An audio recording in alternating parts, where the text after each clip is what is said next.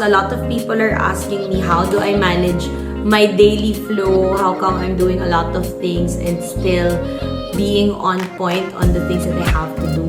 So I actually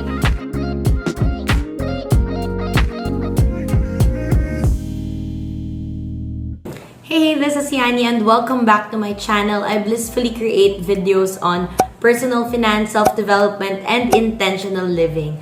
If you're new here on my channel, welcome, and I hope I could add value to you through the contents that I create weekly. So I hope you could subscribe, like this video, and hit the notification bell because I upload videos weekly. So before we start, I just want to give a disclaimer that the reason why I'm doing this video again is because hindi namin na-click ang record button. So we had to reshoot this intros. Pero buti na lang yung the rest of the video is on record.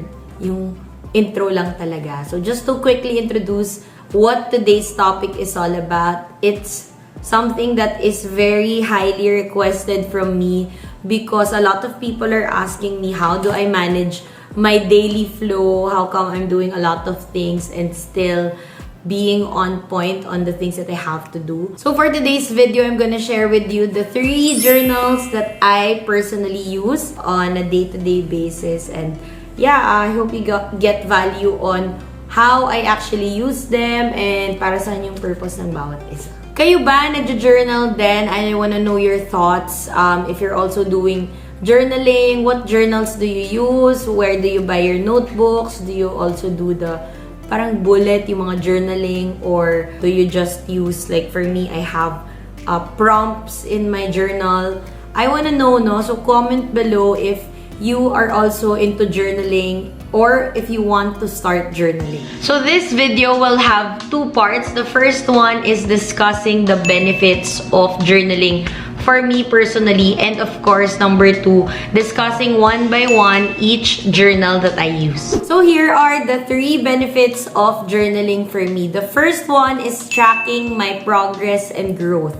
I'm not sure if you've been doing journaling as well, but to me, sometimes when I feel demotivated, I look at my journal entries from the past, and it lifts up my mood, and at the same time, I see the progress, the growth of the way I live my life. So for example, before, no, I'm grateful for something that is really small things. Tapos ngayon, yung mga dreams ko before, ngayon, it's manifesting in my life. It's nice to have everything written down because you can easily check that. So for example, for my to-do list, I could see what types of things I've done in the past. Sometimes when I lack motivation, I look at my to-do list and say, kaya ko naman palang gumawa ng madaming bagay, no? Pero sometimes I just let go of that idea of juggling a lot of things. But before, kaya ko, ngayon dapat mas kaya ko pa. What else am I doing right now aside from the things I've done before? So knowing that in every page you're growing, and I think that's really a benefit for me because I'm always excited to see how much I would grow bigger in the future or progress better in the future if ito pa nga lang 1-year journal ko, for example, grabe na yung growth ko. What more in the future? So having a journal where you can write, you can check your progress. For my money journal, what I love about the benefit really is that I could see, let's say for example, my net worth. I could see it growing. And to me, that's also progress. That's also being better in terms of handling my finances and my investments. And yeah, so it's exciting for me to look back and to check. Parang data siya that I use to see if I am growing every day in my journey in life. So before, I used to have my Adulting with Joy Spring journal. This journal, napuno ko na to, no, sa sobrang dami. Ang dami ko talagang nakasulat dito. Lahat ng hanash ko last year, dito nakasulat. So, nung napuno ko to, I realized that I'm becoming better also in writing down my thoughts, in speaking my mind. So, I love writing. Doon ko na-realize na gusto ko talaga nagsusulat. And, you know, at the end of the day, you get to check in with yourself, how you are doing, and what happened in your day, how did you learn from each experience that day. That's what I love about journaling. You really get to think. It's meditative as well to journal.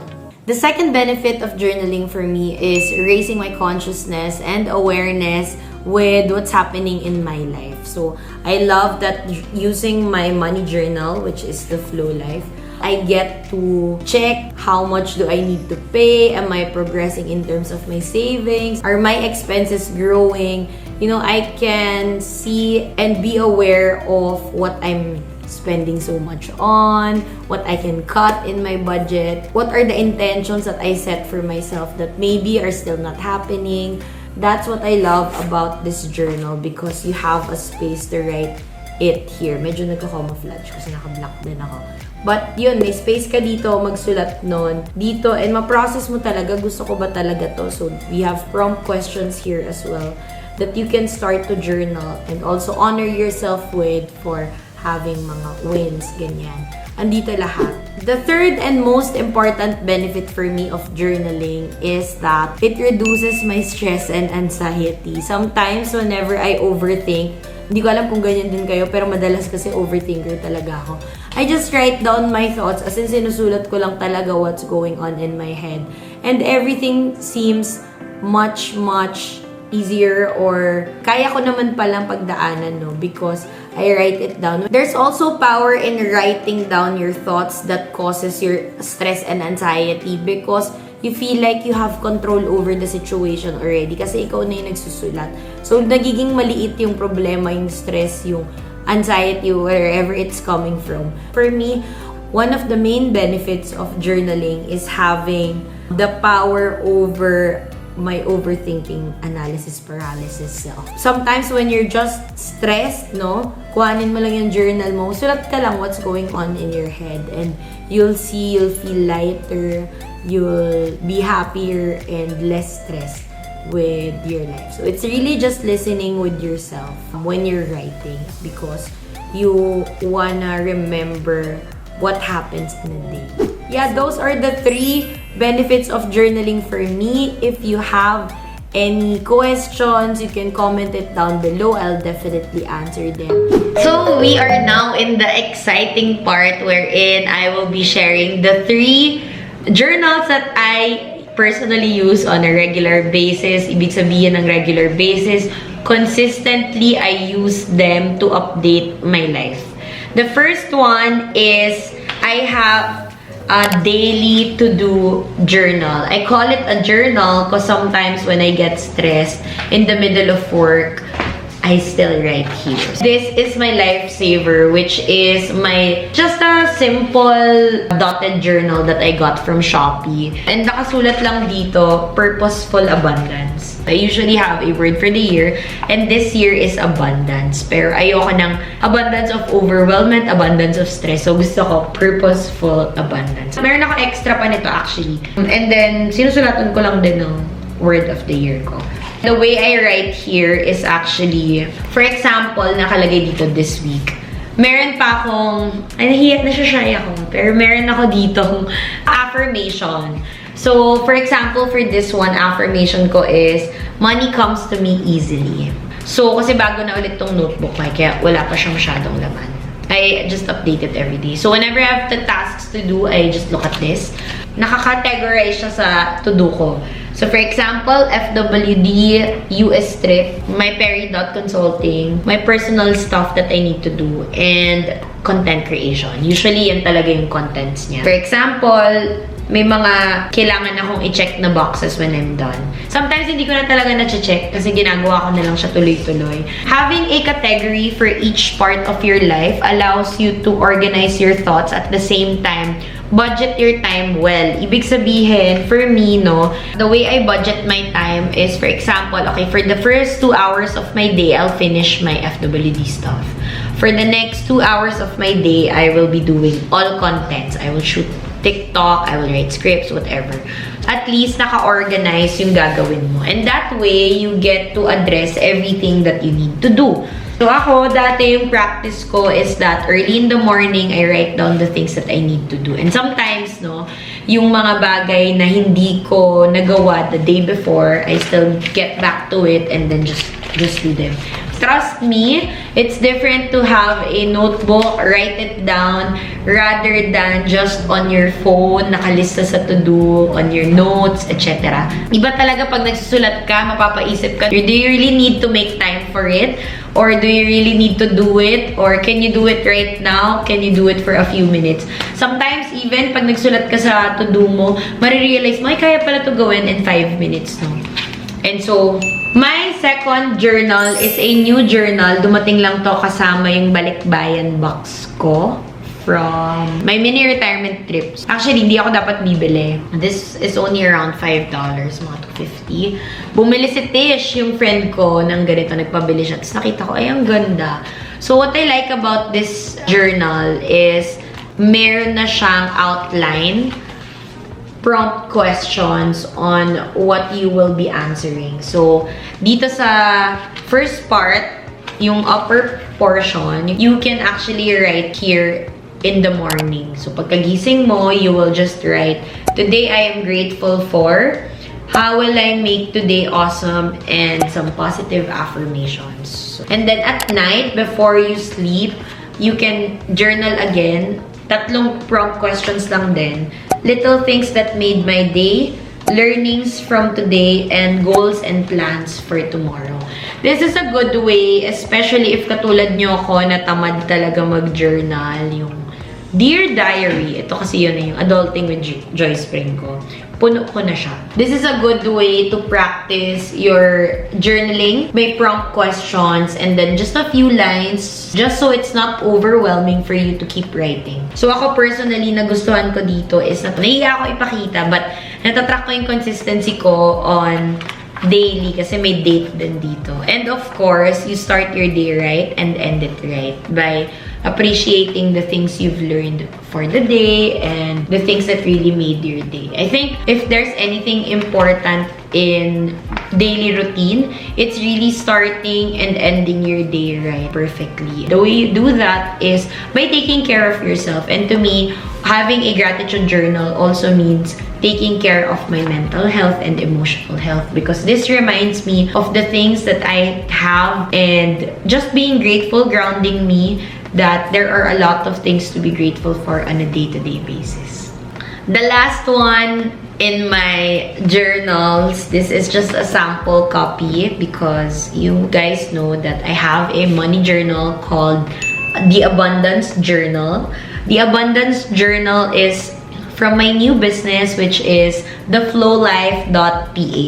And this is actually called the Abundance Journal, and this is not your typical money journal because this allows you to set intentions and at the same time continuously and consistently check in with yourself weekly. Meron ditong prompt questions para lang you can acknowledge yourself for what you've done for the past week. So ito, I don't really update it daily, but I update it minsan monthly, minsan naman twice a month because start of the month and end of the month. I check in kung nagawa ko ba yung mga sinet ko na money goals for myself. I also check in with my wins, yung weekly wins ko. Para nanonotice ko and nakikita ko kung nagpo-progress ba talaga ako when it comes to my money. So, this is called The Flow Life. I created a video earlier before the shoot about how to use each part of the journal. You can check that out at theflowlife.ph Instagram account, and it might also be posted here on my YouTube and on my Facebook page. But if not, you can follow us on our Instagram because i-explain ko sa inyo how to use this. Basically, the reason why I started this business is because na-realize ko lang na it's different if you write your money intentions. It's different if you track while writing than just typing, no? So the difference between this and my online tracker, money tracker, is that yung online money tracker ko, it is intended to be very detailed, which means yung, for example, gumastos ako, nakalista doon for all my travels, ultimo food. This one, it's more summarized. Ibig sabihin, if my total, let's say, grocery for the month, 3 beses ako nag-grocery, dito, nakalagay lang magkano yung total grocery ko for the month.